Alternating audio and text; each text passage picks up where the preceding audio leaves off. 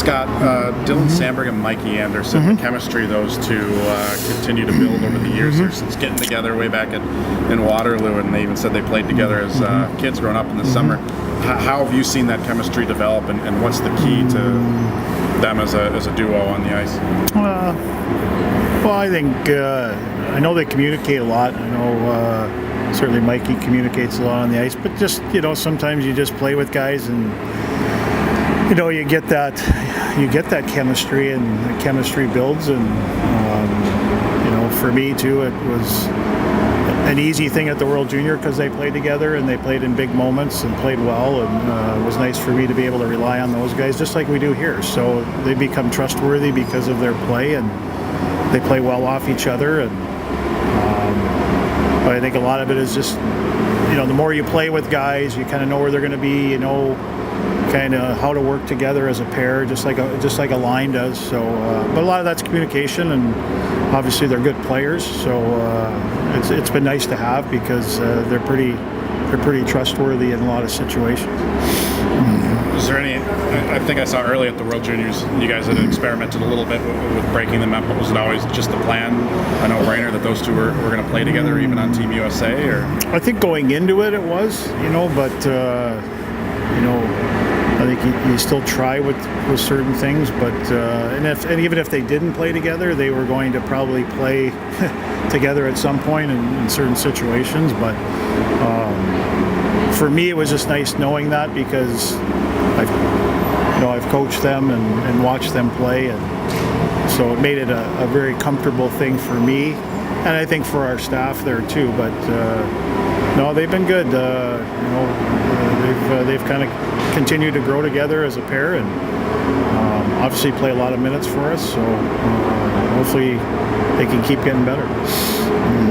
For those two, nice to see the offense they're chipping in, but still the most important thing for those guys is how well they play defensively. I mean, the offense is kind of a bonus with those two, right? For sure. I mean, I look at them both as real good defenders, real good puck movers. Smart. That's first and foremost, and I think they're getting better at getting up the ice and picking their spots. But just even in the offensive zone, they do some activation things where they really play off each other, and obviously they're both together on the power play. So that's a nice thing too, that there's been some chemistry there. And, Dylan can shoot it pretty well, and Mikey's a really good distributor. He's got good vision. He's got good patience up there. So all those things go hand in hand, and it kind of carries over into the 5-on-5. There's not a lot of panic in their game. I think that's probably the biggest thing. I remember last year just watching them in the tournament and how poised they were and how well they played under pressure, and not just with the puck but without the puck. And I think that's something that really stands out for me, especially in those types of games, and even right down to the final game. So that tells me a lot about what kind of players they are. How different are the three that played in the World Juniors, Sandberg and Mikey and Noah? How different are they right now than they were maybe the first half of the season? Maybe part of the confidence they got at the World Juniors. Yeah, I mean, if I probably look at it, Mikey had a pretty consistent first half for us. Noah was just getting used to college hockey, but played well, and Dylan had some ups and downs, but still played well. But I think I've noticed it more in Dylan and Noah. A little bit more confidence. I think Mikey's played with more confidence, but it's hard. I thought he played well for us and consistent for us in the first half. So, but I think all those guys had a good experience, and they all gained some confidence in their game, and we're the beneficiaries of that. Carson Kuhlman got called up today with the Boston Bruins. Yeah, that's awesome. Certainly a tremendous captain for this program and national champion. Your reaction to that news? You know what, Hoagie told me before I came up here, so I was kind of wondering what was going to happen, because I heard that they had Pasternak or somebody got hurt. So I know he's been doing well, which is no surprise. So really excited for him. Great opportunity for him to play at the highest level. Something that I'm not surprised by at all, but looking forward to watching him. You get Denver this weekend. I know it's been a while since you played him, but are there things you learned playing him the first time that you can maybe carry over this weekend? Yeah, Well, I think even playing in the first part, they didn't look any different than maybe the teams they've had in the past, except for maybe some of the newer names. But they play same kind of style. I really thought that they were a good team early, even with the younger players, and those younger players now have gotten older and more experienced, and they've played together obviously 3/4 of a year. So they've got both their goalies now. Obviously Cooley played great against us, and Larson's was a really high recruit that was injured when we played, so they're pretty solid there. But again, they're a puck possession team, puck pressure team. They really do a good job of body position. So, like for us, it's again, to me, even going down the stretch, Bruce, it's number one, we've got to be better defensively. Number two, we got to be way better with the puck. Our puck management moving forward has to get better, and our intensity level over the course of 60 minutes needs to be better. You play a team like Denver, you can't let your guard down. It's not just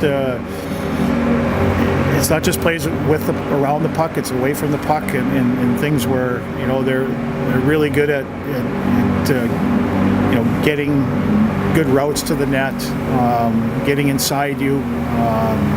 They defend well. They don't give you a lot of room. They collapse 5 guys, and so you got to really make some plays with under pressure, and you got to have support. And once you break that, you can make some plays, but. Those 3 areas for me are going to be critical for us, just not this weekend, moving forward. Or if we can improve and be better over the course of 60 minutes, just with our intensity level, our play is going to elevate. Defensively, I think we've gotten away from how we need to play defensively a little bit, and we've relied on Shep to make some unbelievable saves, and sometimes. Those are good, and we want him to make those, but we don't want to become reliant on him having to make those saves, and then just taking care of the puck. We want to play with the puck too, and transition it and get up the rink and not defend because of that, but it's got to start there. So those are 3 areas for me, regardless of who we play. But it's going to be a real good challenge for us this weekend. We're gonna see where we're at because these are big games. Do you like the fact that you get to come out of the bye week against a tough team like Denver? Yeah, I like the fact they didn't play either. It's kind of rare. I think it seems like every time we've come out of a bye week, we've played someone that's played the week before. So we're both kind of in the same boat there. But our next 8 games, moving, the regular season here, they need to be treated like playoff games. I mean, we're playing really good opponents. Starting with Denver. And we've got to elevate our play, and we've got to get better as a team. We've got to get better collectively in some areas. 3 of them I just mentioned, and if we do that, I like where this group can go. Tanner Latteru, good to go for this weekend? He's good to go. How are you approaching that challenge of, and safe to say you got more players than spots right now that I'm sure you'd like in the lineup? I'm approaching it as a happy coach because we've got a lot of guys at our disposal right now. And there's some guys that have stepped up their play, and there's some guys that, if they don't step up their play, they won't be in the lineup. So ready to take their spot. So it's a good problem to have, and I think it's good as far as the way if the players approach it the right way and push themselves to do what they can and play as well as they can. Then we're really in a good situation. But I like the fact that some guys have stepped up and gained some confidence. So we've got some depth there, and that depth hopefully will help us through this next 8 games and into the playoffs. You guys had a break this past weekend.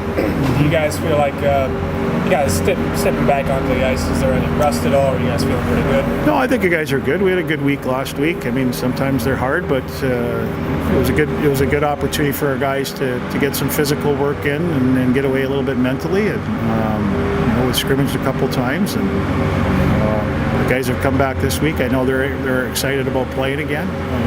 But I think the break was good. Rested some guys and healed up some guys, and you know, part of it this time of the year is a little bit of that mental break too. So just to not have games, now get back at it. They're excited about playing. So I think it's shown so far this week. We've had good intensity in our practices. I think guys have worked hard, but I can tell they're ready to play.